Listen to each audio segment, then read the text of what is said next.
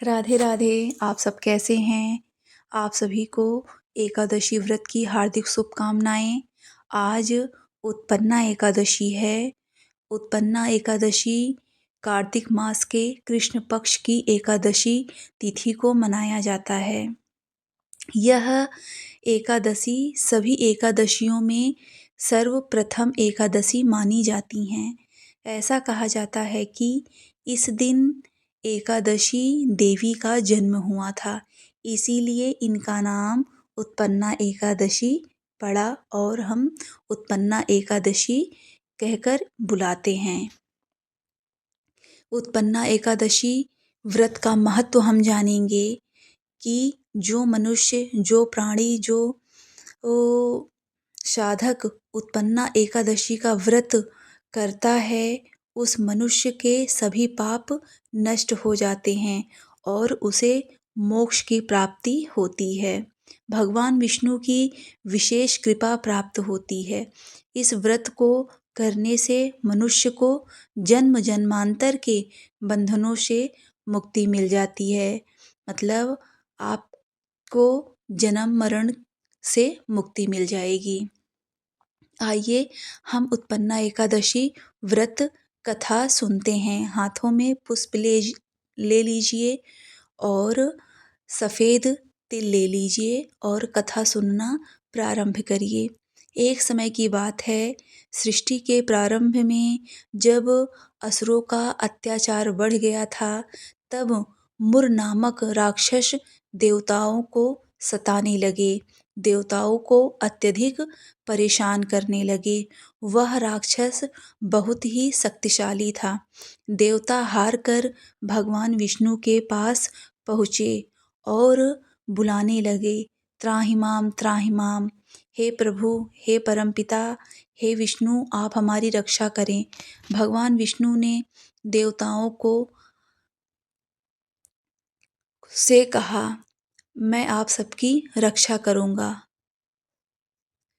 और मुरासुर से युद्ध करने के लिए चक्रधारी रूप में प्रकट हुए। युद्ध हजारों वर्षों तक चला।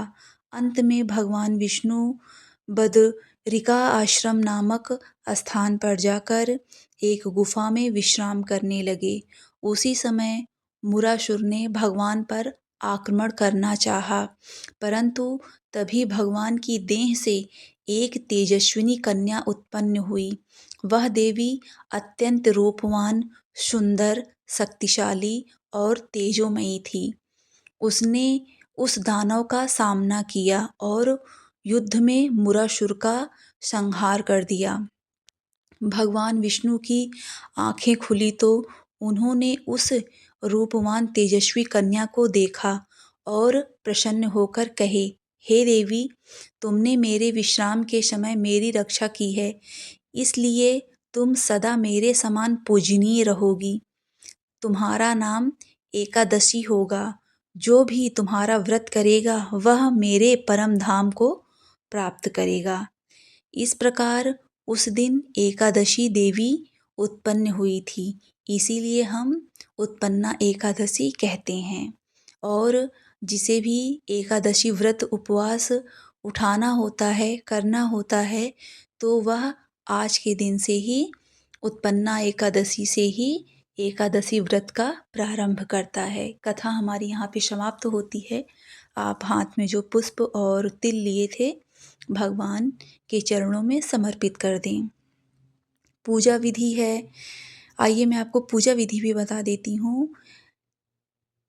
पूजा विधि है, एक दिन पूर्व दशमी तिथि से ही शाम के समय सात्विक भोजन करना चाहिए हमें।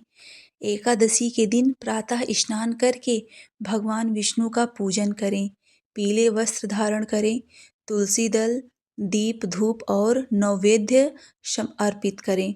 तुलसी दल एक दिन पहले ही तोड़ लें। एकादशी के दिन तुलसी माँ का स्पर्श ना करें। ओम नमो भगवते वासुदेवाय नमः मंत्र का जाप करें।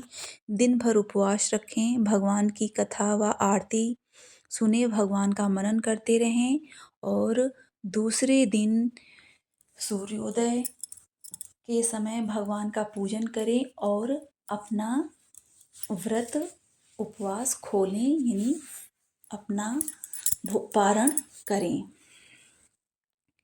इस व्रत को करने से सभी प्रकार के पापों से मुक्ति मिलती है, जीवन में सुख समृद्धि और स्वास्थ्य की प्राप्ति होती है। मृत्यु के बाद इंसान को वैकुंठ धाम की प्राप्ति होती है।